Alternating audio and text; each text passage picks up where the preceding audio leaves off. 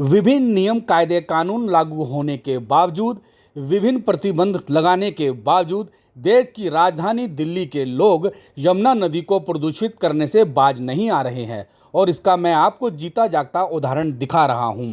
राजधानी दिल्ली में बुराड़ी विधानसभा क्षेत्र स्थित यमुना नदी के किनारे शाम घाट मौजूद है और इस शाम घाट पर श्रद्धालुओं ने यमुना नदी के किनारे कूड़ा करकट का ढेर लगाया हुआ है।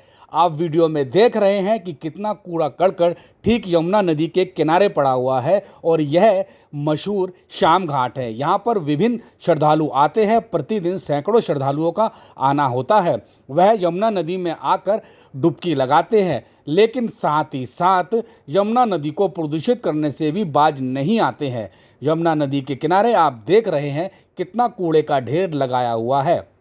हिंदू धर्म के नाम पर यह लोग यमुना नदी में पूजा सामग्री को ठंडी करने आते हैं और उसे यहीं छोड़कर चले जाते हैं। धर्म के नाम पर इस पूजा सामग्री को ठंडा करते हैं और यहीं छोड़कर चले जाते हैं और इस पूजा सामग्री से अपना पीछा तो छुड़ा लेते हैं और यमुना नदी के पीछे यह सामग्री लगा देते हैं। दूर दूर तक शाम घाट पर यह पूजा सामग्री यूं ही बिखरी हुई है। इतना ही नहीं, किसी व्यक्ति ने इस पूजा सामग्री में आग भी लगा दी है और इससे भी प्रदूषण फैल रहा है। धुआं निकल रहा है और प्रदूषण चारों ओर, यह धुआं गंदा चारों ओर फैल रहा है।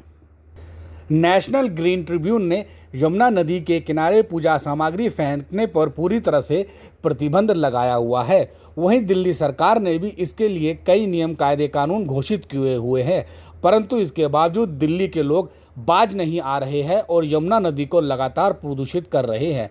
सरकार भी अपनी जिम्मेवारी किस हद तक निभाए, क्योंकि खुद लोगों को भी अपनी जिम्मेवारी समझनी चाहिए और यमुना नदी के किनारे इस तरह से पूजा सामग्री छोड़कर नहीं जाना चाहिए।